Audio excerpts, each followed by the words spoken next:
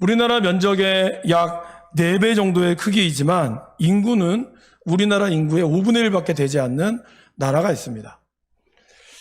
그리고 이 나라에 조그마한 부족이 있어요. 사실 저도 이번에 우리 교회학교, 제가 보통 추석이나 명절 때는 교회학교 아이들의 본문으로 말씀을 오늘 전하는데요.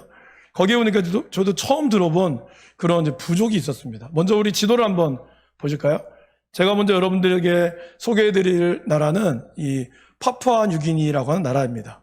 아마 커피를 좀 좋아하시는 분이나 여행을 좀 하시는 분들은 아실만한 지역이죠. 태평양의 인도네시아 근처에 있는 나라입니다. 근데 이 나라 중에도 소수민족인 킴얄 부족이라고 하는 부족이 있습니다. 이 부족들이 14년 전에 엄청난 그러한 귀한 축복의 시간이 있었습니다. 그 시간의 현장 속으로 먼저 여러분들을 소개하고자 합니다. 우리나라의 복음이 이렇게 빨리 전해질 수 있었던 가장 큰 이유는 뭔지 아십니까? 1907년도에 부흥을 우리가 이야기하지만 사실은 그것보다 훨씬 더 100년 전에 많은 보부상들이나 아니면 그런 사람들을 통해서 성경 번역이 먼저 이루어졌다고 하죠. 그래서 선교사님들이 들어왔을 때 깜짝 놀랐다 그러죠. 이미 그들 가운데 완전한 성경은 아니지만 누가복음이라든지 이런 쪽복음이 이렇게 번역이 되어서 그들의 눈에 이미 읽고 있었다라는 것입니다. 결국 그로 인하여 복음이 정말 강력하게 역사할 수 있었다라는 겁니다. 그만큼 이 언어라는 게 참 중요합니다.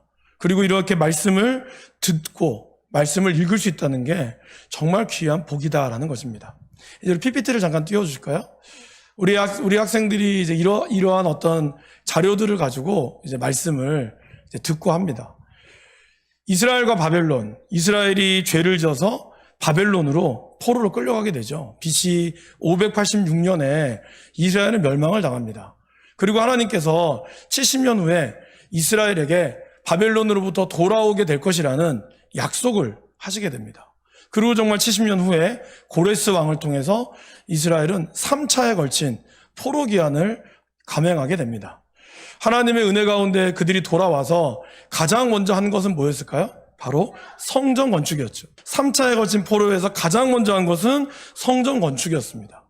그리고 또 두 번째는 에스라를 통한 이들이 훈련을 받는 부분이었죠. 그런데 이 성전 건축이나 그리고 세 번째 마지막 성벽 건축, 그러니까 성전은 건축했으나 울타리가 안 지어지다 보니까 많은 사람들이 공격을 하게 되는 거죠. 그래서 느헤미야를 통해서 그 당시에 페르시아에 있는 술 맡은 관원장이었던 느헤미야가 나라를 생각하는 마음에 그가 기꺼이 자기의 모든 명예를 버리고 이스라엘로 와서 예루살렘에 성벽을 건축합니다. 그런데 거기에도 수많은 사람들의 방해가 있었죠. 정치적 공작과 방해로 인하여 매우 힘든 가운데, 그래서 한쪽에는 벽돌을 들고 한쪽에는 창을 차는 그렇게 위험천만한 순간 가운데서도 그들은 52일 만에 성벽을 건축했습니다. 이 놀라운 사건들 앞에 느헤미야와 에스라가 가장 먼저 한 게 뭐였을까요? 바로 하나님의 말씀을 들었다는 겁니다. 여러분, 이스라엘 백성들이 이 바벨론으로 포로로 끌려가고 나서 그들이 하나님의 말씀을 제대로 들을 수 있는 시간이 있었을까요? 별로 없었어요. 물론 그들도 모여서 하나님 말씀을 몰래 듣기도 하고 자기네들끼리 이렇게 집에 모여서 하나님의 말씀을 들었으나, 그리고 그들의 들려오는 말씀이 지금 우리처럼 성경 말씀이 이렇게 잘 번역되어 있지 않았습니다. 그러다 보니까 그들은 조금씩 그냥 들려져 오는 우리 할아버지, 우리 할머니, 증조할머니, 고조할머니 이런 할머니, 할아버지의 말들로 인하여 오는 말씀만 부분적으로 들었다는 것입니다. 그런데 이제 성벽이 다 지어지고 나서 백성들을 다 모으고 나서 학사 에스라가 새벽부터 정오까지 남자와 여자나 알아들을 만한 모든 사람들, 오늘 이렇게 다 모여서 아침부터 하나님의 율법의 말씀을 들었다라는 것입니다. 그래서 그들이 백성에서 책을 펼 때 모든 백성이 일어났어요. 일어나서 하나님의 말씀을 듣기 시작했습니다. 그러면서 창세기 1장 1절에 나오는 태초에 하나님이 천지를 창조하시니라, 이 말씀으로부터 시작해서 출애굽기와 레위기 말씀을 그들이 읽고 들었습니다. 특별히 신명기 6장 4절에서 5절 말씀에 이스라엘아 들으라, 우리 하나님 여호와는 오직 유일한 여호와시니 너는 마음을 다하고 뜻을 다하고 힘을 다하여 내 하나님 여호와를 사랑하라.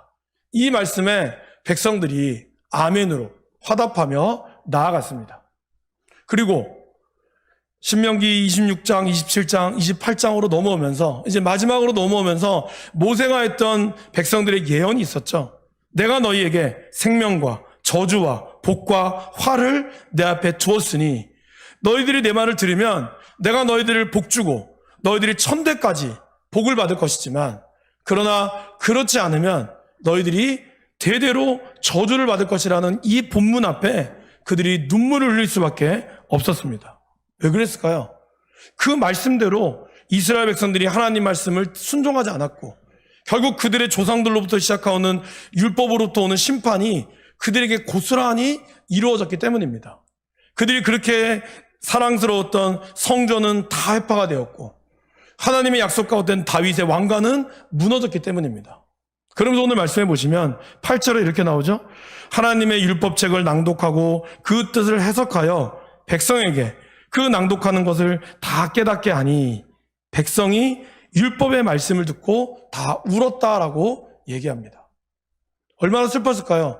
70년 만에 들려왔던 하나님의 그 말씀, 그 하나님의 말씀에는 우리를 향한 사랑과 계획하심과 그런 하나님의 기적의 역사가 있었는데 하나님이 그들에게 약속하신 너희들이 말씀에 불순종할 때 오는 그 심판이 이제 그들의 눈에 들려지고 그들의 귀에 들려지면서 정말 우리가 이대로 살지 못해서 망했구나. 이 말씀 앞에 그들이 눈물을 흘릴 수밖에 없었다라는 것입니다. 근데 오늘 이 말씀이 언제 읽혀졌을까요? 오늘 보시면 8장 2절에 일곱째 달 초하루에 이루어졌습니다. 이날은 이스라엘에게는 나팔절이에요. 나팔을 분다 그래서 나팔절이죠. 이날이 지금 우리로 치면 어떤 날일까요? 지금 우리로 치면은 구정입니다. 바로 그래서 일곱 번째 달, 우리의 태양력으로는 9월과 10월 사이에 이스라엘 백성들은 이날을 기념하며 신년을 보냅니다. 근데 오늘 이 신년 가장 기뻐해야 될 날에 하나님의 말씀을 들으며 그들이 눈물을 흘렸고 그리고 느헤미야와 에스라는 그렇게 얘기하죠. 슬퍼하지 말라. 오늘 이 말씀을 듣는 너희가 기쁜 날이다. 그러니까 하나님의 말씀을 들으면서 그들의 죄를 깨달으며 눈물을 흘렸던 이 날, 이 거룩한 여호와의 성일에 너희들이 하나님의 말씀을 듣고 깨달으며 이제 하나님의 말씀대로 살아라 라고 말씀하고 있다라는 것입니다. 추석은 어떤 날입니까? 추석은 우리 민족 고유의 명절이고 또 가족들이 함께 모이는 날입니다. 성편 먹고. 엄마가 성편 해줬어요? 안 해줬어요? 정가희 집사님 성편 꼭 해주시기 바랍니다. 없으면 저희 집에 오세요. 제가 드릴게요. 여러분, 그래서 가족들이 모여서 또 이게 다 믿음의 가정이라면 정말 감사하게 예배를 드리고 말씀을 듣지만 또 그렇지 않는 가정이라면 또 하나님의 은혜를 기억하며 다시 이 가정이 세워져 나갈 것을 우리는 바라봅니다. 제가 이제 추석하면은 기억에 남는 우리 자매님이 한 분 있어요. 오늘 온다고 오늘 왔어요? 왔어요? 오늘? 아까 제 아내랑 통화했었는데 오늘 주화자매라고 혹시 오셨습니까? 오고 있나요? 아, 저 오셨네요. 네, 우리 김재석 장 옆에 계시네요. 네, 저 자매가 제가 기억이 납니다. 왜 그러냐면 저 자매 부산 분이시거든요. 네, 결혼도 했고. 근데 저희가 복대교회에 있을 때 추석 때 수요 예배를 마치고 저희한테 찾아왔었어요.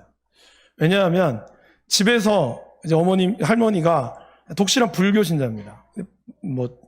그런데 이 자매가 교회를 가는 거를 아마 영적으로 아셨던 것 같아요. 그래서 엄마한테 이제 시어머니죠. 그러니까 며느리한테 이렇게 좀 약간 좀 박해 비슷하게 한 거죠. 그래서 그 어머니가 전화가 왔어요. 자매님한테. 너 교회 다니냐? 교회 다니는 거 알고 있었지만 이제 그 교회도 다 끊고 부산으로 내려와라. 그래서 저 자매가 너무 두려운 마음에 그 부산으로 내려가기 전에 저희 집에 찾아왔었어요. 그래서 어떻게 해야 되냐? 이런 일이 2번 있었다고 하더라고요. 호주에도 있을 때 1번 있었고. 근데 그런 가운데서 너무 두려워해서 저하고 제 아내가 이제 그런 얘기를 했어요. 하나님 능력이 있다. 이제 때가 됐다. 때가 됐고 담대하게 선포하라고. 그러면 하나님께서 열어주실 거라고. 그래서 자매가 이렇게 같이 기도를 받고 내려갔어요. 내려가도 정말 하나님께서 저 자매를 통해서 그 어머니의 마음을 이렇게 녹여주신 거예요. 담대하게 했고, 그래서 그렇게 완고했던, 그래서 교회 다니는 거 허락하신 거죠. 쉽지 않은 거지. 근데 그때가 자매가 세례를 받으려고 앞두고 있었어요.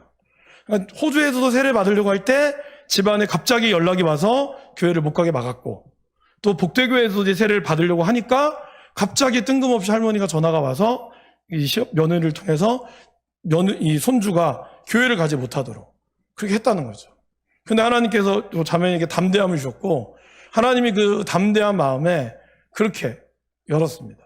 얼마 전에 우리 아이를 낳고 또 다시 또 교회를 또 잘 다니고 있다고 들었습니다. 여러분, 하나님의 말씀에 능력이 있습니다. 하나님의 말씀에 그러한 살아계심이 있어요. 당장은 가족이 다 믿지 않아도, 여러분, 하나님, 그 가족이 믿지 않을 때 우리 그러잖아요. 아, 우리 시아버지는, 우리 장인어른은, 아니, 우리 아버지, 어머니는 너무 완고하셔서 절대로 예수 믿을 분이 아니다. 찔러도 피 한 방울 안 나올 뿐인데, 저분에게 복음을 전해봤자 안 들어간다. 맞습니다. 그럴 수 있습니다. 그러나 그건 우리 생각이고, 하나님의 말씀에는 능력이 있어요. 아마 여기 계신 분들 중에 교회 다니는 걸 싫어했던 분도 분명히 계실 겁니다. 제가 아는 분도 계시고, 여러분들도 아마 그런 분도 있을 거예요. 절대로 교회를 안 가겠다 하는 분들도 지금 보세요. 하나님이 역사하셔서 지금 하나님을 찬양하고 우리가 예배 가운데 있습니다. 하나님의 말씀과 하나님의 보호하심에는 놀라운 은혜가 있다라는 것입니다. 제가 이번 주에 우리 어떤 집사님이 저하고 찾아와서 한 몇 시간 동안 얘기를 나눴는데, 그 집사님이 이제 약과 관련된 일을 하세요. 그럼 이제 뭐 약 먹는 얘기도 좀 했어요. 하다가 제가 이제 물어봤어요. 집사님, 그 약에 보면 여러분 그 캡슐 안에 이런 그렇게 알갱이가 들어있는 게 있잖아요. 그래서 제가 그랬어요. 집사님, 약을 먹을 때 캡슐에 있는 거를 이렇게 떼서 그거를 먹으면 안 되냐. 그래서 집사님 그러시더라고요. 이제 그냥 알약은 못 드시는 분이 있어서 빠서 먹어도 되는데, 캡슐에 들어있는 거는 캡슐을 빼가지고 먹으면 안 된다는 거예요. 그게 왜 그런지 아세요? 그게 위산으로 들어가면 이미 위에서 다 없어진다는 거예요. 위산이 워낙 강력해서 모든 거를 다 녹여버리잖아요. 근데 캡슐이 그걸 보호한다는 거죠. 보호해서 우리 몸까지 갈 수 있도록, 여러분들이 장이면 장, 위산이면 위산까지 갈 수 있도록 보호해주기 때문에 그냥 캡슐을 떼서 먹으면 그것이 위산에서 다 녹아버린다는 거예요. 그거 너무 신기했어요. 그럼 오늘 주일 아침에 아내랑 얘기하면서 너무 신기하다. 여러분, 우리 몸에는 그렇게 악성 독이 있습니다. 그런데 저와 여러분들은 너무 건강하게 살 수 있잖아요. 여러분, 위산이 얼마나 강력한지 아시죠? 모든 거를 녹여버릴 만큼 강력한데 그 몸에 독성을 지니고 있는 저와 여러분들이 그런데 너무 건강하게 살고 있다는 거예요. 하나님의 보호하심이 대단하지 않습니까? 우리가 아무것도 아니고, 우리가 뭐 우리 몸이 정말 이 몸에 그냥 지어졌는데도 불구하고 이 안에 우리가 가지고 있는, 우리 여러분 이 보고의 독이라 그러죠. 그 독 한 방울만 먹어도 우리 죽거든요. 근데 우리 몸에는 그거의 몇십 배가 되는 독을 우리 몸에 품고 있음에도 불구하고 우리는 건강하게 살 수 있다는 거예요.